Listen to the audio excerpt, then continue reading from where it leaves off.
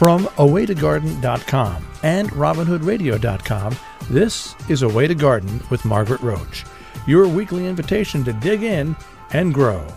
When I got my copy of the new Peterson Reference Guide to Woodpeckers of North America, I tracked down the author's email address at once and sent him a message. "I'm mad for woodpeckers," I wrote, and Stephen Shunk wrote back, "Mad for woodpeckers is a very good thing." I suspect if you are not already, that by the end of the show today you'll be mad for them too, and positively amazed at their physical capabilities and their critical role in our ecosystems. Until I read his author bio, I felt lucky to live with 6 hardworking and highly entertaining woodpecker species here in the garden. But Stephen, a longtime conservationist who also leads international woodpecker conservation tours, lives across the continent on the eastern slopes of the Cascade Mountains in Bend, Oregon, in a spot that's home to 11 breeding species. I am so jealous. I'm so glad to welcome Stephen Shunk to the program today to talk about our mutually favorite group of birds, the woodpeckers. What a book this is, Stephen. Congratulations. Well, thank you very much, Margaret, and I'm honored to be a part of your show. Oh, it must have taken eons to create it. It's just so thorough. I mean, so much. Well, it did. I admit it felt a little like eons. But I'm very happy to be able to hold it in my hand now, and happy that you're able to hold it, too. It's quite a thing. So just to set the scene, can you tell us how many woodpecker species are there, like worldwide and in the U.S. and so forth? Okay. It depends a little on whom you ask, based on some differences in taxonomy, but sure. In general, there are about 200 woodpecker species around the world, and there are 23 species for North America, and that's North America north of Mexico. Okay. And in terms of size, I mean, the ones that I'm familiar with, I guess it would be kind of 6-ish inches of the downy to 16 or 18 or so of the, I say pileated, maybe you say pileated, but, you know, that would be my range in size. What's the range in the United States or North America in size? That's about right. The only exception would be including the ivory-billed woodpecker, which may be extinct, but it's nonetheless part of our North American avifauna, and it was a bit larger than the pileated. So I see. The book does cover those, but you're right. The downy is one of the smallest woodpeckers in the world, actually, and the pileated is one of the largest woodpeckers in the world. Yeah. So I see maybe most of mine year-round, or maybe all of them, or much of the year. Maybe the yellow-bellied sapsucker kind of disappears a little bit, but I think maybe he's around, but I don't see him. Are they mostly non-migrants, or what's their pattern of, you know, their sort of where they live, their territory? How does that work? Well, most woodpeckers in the world are what we call sedentary, which does not mean they sit on the couch all day. It means that they don't migrate. Right. And in the United States, in North America, however, we have several migratory woodpecker species. Most of the sapsuckers are migratory, and the yellow-bellied sapsucker, which comes through your area, happens to be the most migratory woodpecker in the world. Oh, see, I didn't know if he was just kind of deeper in the woods, you know, like certain birds, like juncos, for instance. I see them around, but neighbors even farther into the woods, you know, a little even more rural than I am, see them more. You know, so I didn't know if they were nearby or what. But so they, where do they go? Most of the yellow-bellied sapsuckers breed across the boreal forest. Oh. So that's kind of the middle tier of Canada. Yeah. But they breed all the way up as far as eastern Alaska. Then they migrate mostly down east of the Rockies, and they go as far as Panama. And there are even a handful of records for Colombia. Wow. That's a lot of territory. Well, good. Okay, it's because, you know, I just I didn't know. I knew it was the one that I don't see as much, and I wasn't sure if it was at all. So good. That's very interesting. But most of them are sedentary.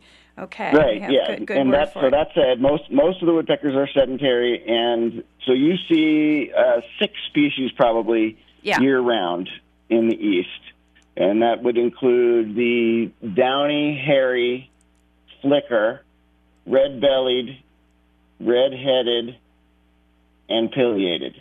And I don't see the red-headed where I am, but if I go like an hour or so away, I would see them more commonly. And that's definitely a drive that's worth seeing. Yeah. A bird that's worth seeing and worth driving for. So. Yeah.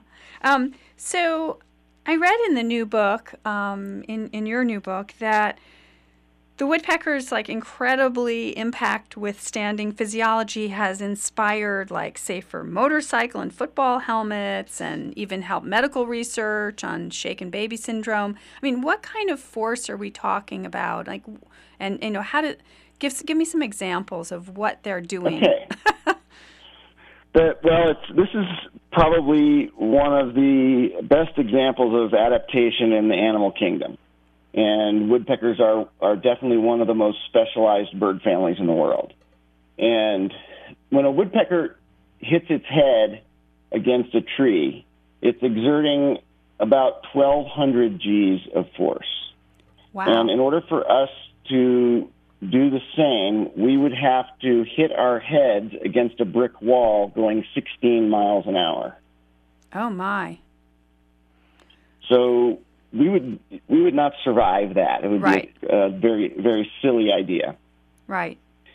And back to the football and motorcycle helmets, when we have a motorcycle accident or when we crash our head against another football player's head, both of us wearing helmets, we are subjected to more G-force than we really should be exposed to.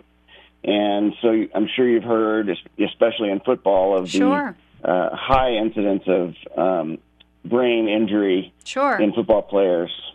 And so, there's a lot of money spent trying to make football a safer sport. And so we study woodpeckers. If woodpeckers can do this, hammer their heads against trees with 1,200 Gs of force without getting any kind of injury, then there's definitely something to be learned there.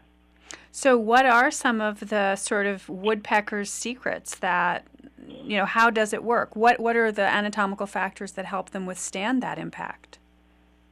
One of the most important things is that woodpeckers have very little cerebrospinal fluid in their cranial cavity. Huh. In contrast, humans have a bit of cerebrospinal fluid that allows our brain to actually move a little bit inside there. And this is what causes us to get concussions so easily. When we hit our head, say in a traffic accident, our head gets slammed forward, our brain slams against the inside of our skull because of that space in there, Right. Known as subarachnoid space. Mm-hmm. And then it bounces back against the back of our skull, Right. Giving us what we call a contra coup injury, or we can get 2 concussions out of that. The woodpecker has very little cerebrospinal fluid in the brain cavity, preventing the brain from sloshing around. It also has sort of spongy-like bone in the frontal bone and the occipital bone of the skull. And it's not spongy like a soft sponge, but it's very low density, and the I guess you could say fibers of the bony fibers in those parts of the brain help disperse energy and thereby absorb shock. Oh, okay. And that's just what's inside the cranium. Right. There is a whole suite of additional adaptations, including special ribs that other birds don't possess, which allow strong muscles to attach to those ribs and attach to the head and allow them to exert that level of force, then reabsorbing the resultant forces and dispersing them down into the body instead of into the head itself. Right. And woodpeckers that hammer their heads the most frequently, they have broader base to their bills, which helps disperse force. They also have what's called a frontal overhang, where the frontal bone actually bulges out a bit over the bill, and this allows the forces to be dispersed downward away from the brain casing instead of directly back against the brain. And it's not just all about the head either. Like, they have specialized feet and extra stiff tail feathers, right, to like stabilize themselves, don't they? When they're you bet. hard at They've work. got a special bone at the base of the backbone called it's actually a set of fused bones called the pygostyle, and this attaches to several very strong muscles, which allow it to prop its tail up against a tree. And like you said, those feet are amazing and allow several of the species to live most of their lives in the vertical plane. Right. And, I kind of never thought about that until I read that in the book. Birds, a lot of birds are standing, so to speak. You know what I mean? I mean, they're yeah. And these guys are, so they're standing upright. And they're these hanging. guys, So this is often vertical, mostly vertical. And I love that the woodpeckers have these sort of built-in safety goggles to protect their eyes, right? You bet. Yep. They have. Again, there are special muscles in there. The septum between the two eyes, between the orbital sockets, is thicker than most birds, which allows special muscles to attach there to help protect the eyes. Also, the nictitating membrane, sometimes known as the third eyelid, yes, which birds possess, but in the woodpeckers, the nictitating membrane is thicker than most other birds, and that allows them to protect their eyes when they're hammering. And then there are two special organs in the woodpecker eye called the pecten and the choroid. And the instant before a woodpecker's head contacts a hard surface, these two organs swell with blood and other fluids to increase the pressure inside the orbital socket and prevent the eye from moving forward. Wow. Talk about prepared for the work at hand. I mean, it's amazing. So looking through the book at the incredible photos you assembled, I think it's from 70 photographers and other artists, I realized that most woodpeckers sort of stick to a pretty strict dress code or color palette. So why are so many woodpeckers mostly black and white? We call that disruptive coloration. Since woodpeckers are generally found in forests and woodlands, those habitats have filtered light coming down through the canopy. Oh. And so this coloration, what we sometimes call pied coloration of speckled and striped black and white, allows them to be a little bit more camouflaged inside the canopy. Okay. Oh, so it's it's to work with the nature of the light that's inside the Oh, I see. Interesting. Exactly. And if you look at like the blackbacked woodpecker, which occurs across the boreal forest, but also down into the Black Hills of South Dakota and in the west, where I am, in the Cascade Mountains and the Sierra Nevada. This bird spends a lot of its time in burned forests, and so when it's propped up against a burned tree, it's very difficult to see. Huh. Interesting. So it's so very, very smart. So and this kind of leads to my next question, because I'm a person who always likes to know kind of how all the puzzle pieces outside fit together, and who's co-evolved with who or in what way towards sort of what end game. And what I think I loved reading about most of all in your book was the notion of woodpeckers as keystone species. Can you talk to us a little bit about that? You bet. This is keystone species are fascinating organisms, and if you think about an arch made of stone, the keystone, of course, is the stone in the center at the top of the arch. Right. And removing that keystone causes the arch to collapse. Right. And keystone organisms in an ecosystem they behave very similarly. If those organisms are removed, then that places that ecosystem in jeopardy to varying levels of extent. And the other way to describe it is that the woodpeckers in general may not represent a large amount of the biomass in an ecosystem, but they have a disproportionately large impact on other organisms in that habitat. Mm-hmm. The number one keystone role played by woodpeckers is the excavation of their nest cavities. Right. And all woodpeckers nest in cavities every year. Most woodpeckers excavate new cavities each year. And all woodpeckers, or most woodpeckers, roost in cavities at night year-round. Right. So they're constantly excavating these cavities. And there are over 40 species of birds alone, not including the woodpeckers, that also nest in woodpecker cavities in North America. Who can't make them, right? Who can't create them. Exactly. Yeah. Exactly. We call them secondary cavity nesters, and they depend entirely on the woodpeckers to excavate these cavities for them. Huh. And then there are other, in this keystone role, I mean, there are other animals, insects, etc., who take advantage of some of the work that the woodpeckers do. Oh, you bet. You bet. And in your area, there's a great example because the ruby-throated hummingbird is a long-distance migrant. And the ruby-throated hummingbird follows the yellow-bellied sapsucker northward in migration. And this occurs often before there are many flowers blooming. So how does that hummingbird eat? Well, it does eat insects, but it also will feed at the sap wells of the yellow-bellied sapsucker. Yes, and you know, the way I learned about that, Steve, was not a happy one for a gardener. I learned about it when I first saw those diabolically symmetrical sap wells, the holes that a sapsucker was making in one of my favorite ornamental trees. And but you know, I read up and I learned that this was a role and this was benefiting the ruby-throateds and so forth. And I thought, okay, you know, I've got to let it go. I mean, I've got to just be okay with this. This is part of a whole big cycle that's bigger than me. But it is. It's quite amazing what they do. So they open up these sap wells. Right.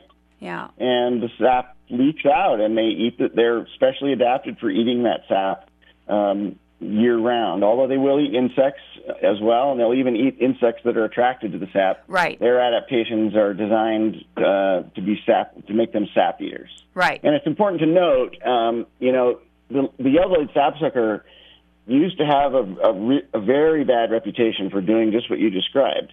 And it was excavating sap wells and causing these scars in timber plantations all across southeastern United States. And it was really seen as a bad thing. It was a bad thing for woodpeckers because all woodpeckers then kind of got a bad name. Right. Until there was some research done to show that these woodpeckers, in fact, actually have a much greater positive role than they could have a negative role. Right. So let's talk. One more quick thing on that. Totally.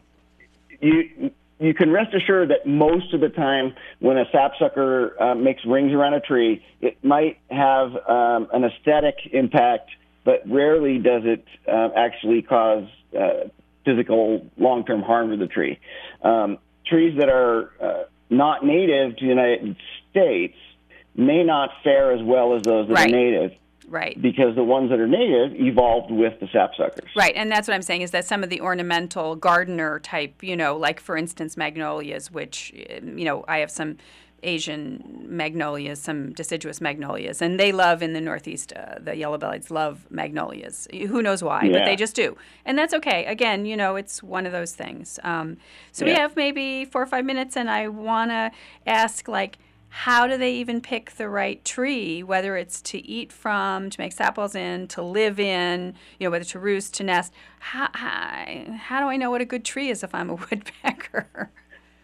Well, there are two different answers to that question. Okay. For a sapsucker, they need a live tree, of course. Right. They need a tree that's going to be producing sap. Right. And so they will often choose whatever tree has the thinnest bark. Right.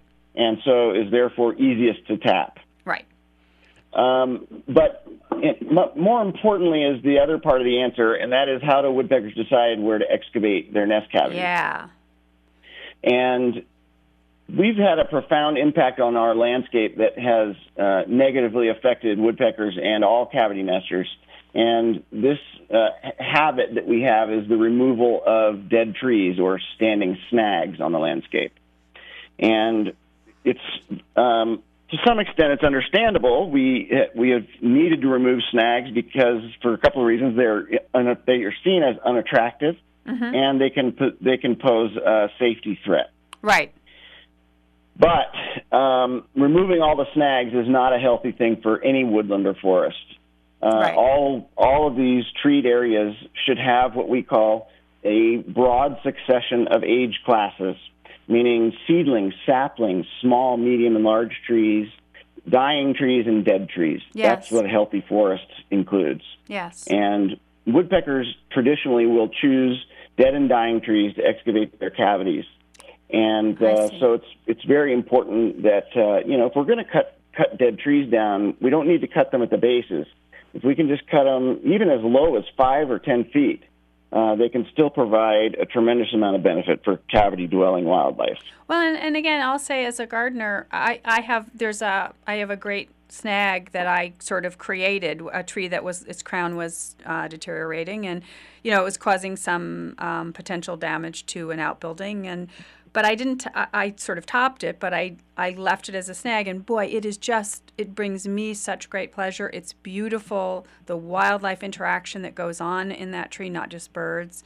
It's a wonderful thing, and plus the biomass that it represents. The sort of food, Absolutely. so to speak, for so many important creatures, some of whom are too small for us to even see. But then larger animals eat them. So, it's all, I'm a lover of snags over here. So that's how they pick, generally speaking, when they're thinking of excavating a cavity, they're looking for a tree that's dying or dead. That's the preference, and then several woodpeckers will excavate in live trees if they have heart rot. Which means they only have to get through a relatively thin wood layer on the outside of the tree, and then they've gotten to the rotten material on the inside, and makes it very easy to excavate. So in the last minute, I want to say, I think the flicker is one incredibly beautiful bird. I mean, if people would really look at it, there's patterns and colors, and it's a beautiful, beautiful bird. Who's your favorite woodpecker, sort of aesthetically? I like the flicker a lot. My favorite, though, I think, is the Lewis's woodpecker. This is the western equivalent of the red-headed, sort of. Yeah. They're very closely related. But this is our only green woodpecker in North America, and it has this beautiful rosy, pinkish red breast and red in the face and this silver collar. And it's also, actually, ironically, it and the flicker are kind of our two least woodpecker-like of all the North American woodpeckers. Yeah. The Lewis's is a fly-catching woodpecker. He has special adaptations for catching aerial insects. And the flicker is an anteater. He spends most of his time on the ground eating ants. He does indeed. I love when they're doing that. Yeah, they're fun to watch. Well, the book is a treat. It's wonderful, and it's going to be on my table at the ready all the time. Stephen Shunk, author of Peterson Reference Guide to Woodpeckers of North America. I thank you so much for making the time to speak with us today. Thank you very much for having me, Margaret. You're welcome. And thanks to all the rest of you for listening, too. Now, don't miss an episode. You can subscribe free to the podcast version of the show on Stitcher or iTunes. You can find me anytime at awaytogarden.com or join us on facebook.com/awaytogarden. And happy gardening and birdwatching meantime. Away to Garden with Margaret Roach is a joint production of awaytogarden.com and the smallest NPR station in the nation, Robin Hood Radio.